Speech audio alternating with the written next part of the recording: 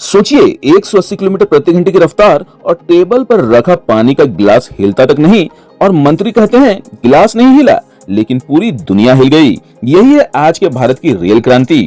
और आज के इस वीडियो में हम आसान भाषा में समझेंगे कि वंदे भारत ट्रेन क्यों पूरी दुनिया में चर्चा का विषय बन गई, बुलेट ट्रेन प्रोजेक्ट में क्या नया हो रहा है और कैसे रेलवे स्टेशनों की तस्वीर भी पूरी तरह बदलने वाली है।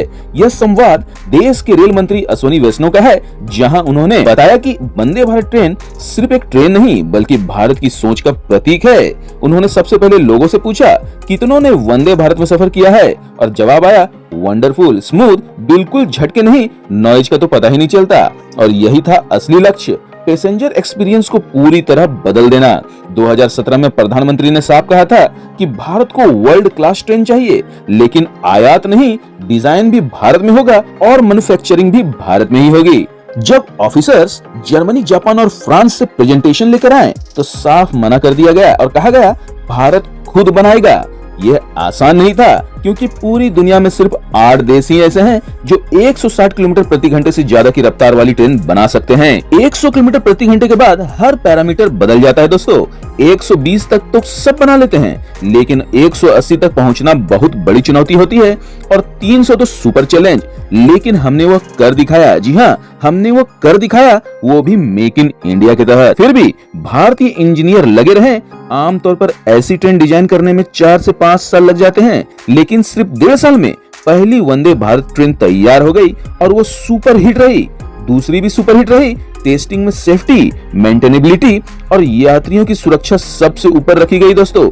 180 की स्पीड पर पानी का गिलास बिना गिरे खड़ा रहा, और बस यही पल पूरी दुनिया में वायरल हो गया। अब आते हैं बुलेट ट्रेन पर। मुंबई अहमदाबाद बुलेट ट्रेन एक बिल्कुल नई तरीके से बन रही है। जहां पहले काम रुका हुआ था, वहीं अब तेजी से प्रोजेक्ट आगे बढ़ रहा है। 152 किलोमीटर तक पिलर्स बन चुके हैं और बड़े बड़े कास्टिंग यार्ड्स, विशाल मशीनें और 40 मीटर लंबे 1100 टन वजनी गर्डर एक बार में बनाए जा रहे हैं। यह गर्डर 26 पहियों वाले स्पेशल ट्रांसपोर्टर पर रखे जाते हैं, जो बिल्कुल बचपन के कन खजूरा जैसे चलते हैं और सीधे पिलर्स के ऊपर पूरे गर्डर को एक साथ रख देते हैं। यह टेक्नोलॉजी दुनिया में सिर्फ 2 से 3 देशों के पास ही है, और अब भारत भी इसमें शामिल हो गया है। शुरुआत में मशीनें बाहर से आई, लेकिन अब लगभग सारी मशीनें भारत में ही बन रही है, जिससे मेक इन इंडिया को सीधा फायदा मिला है। सिर्फ ट्रेन ही नहीं, स्टेशन भी बदले जा रहे हैं। मुंबई का छत्रपति शिवाजी महाराज टर्मिनल अब दुनिया के बेहतरीन स्टेशनों से मुकाबला करेगा।